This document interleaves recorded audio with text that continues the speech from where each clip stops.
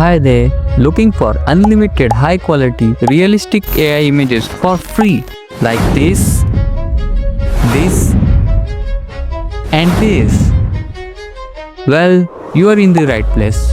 Hi, I'm Rushi and you are watching CodeByRushi. Let's get started. Open any browser and search for the Google Image FX. Then click on the first link.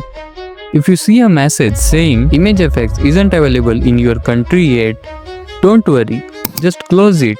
The solution is to use VPN. If you already have one, great. Otherwise, search for Turbo VPN on the Google, download and install it. Open the VPN and connect to the United States. Then go back to your browser and search for the Google Image FX again. Now you should see the sign in option. Sign in with your Google account.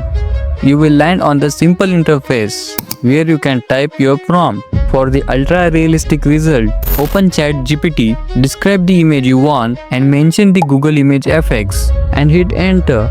Now select the prompt and copy it and paste into Google Image FX. Now to select the best quality setting, choose the options like natural light, realistic, cinematic for the better quality and click on the arrows to access more options.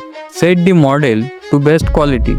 Choose the landscape or the portrait aspect ratio. The most importantly, click on the lock option under the seed to maintain the character consistency. If you don't lock it, the AI will generate different images each time. After all the settings are done, click create. And within seconds, your high quality image will be ready. Wow, these images are so realistic. To download it, open the image and click on the download button. There is no watermark and look at the details. Just amazing. Enjoy these stunning images.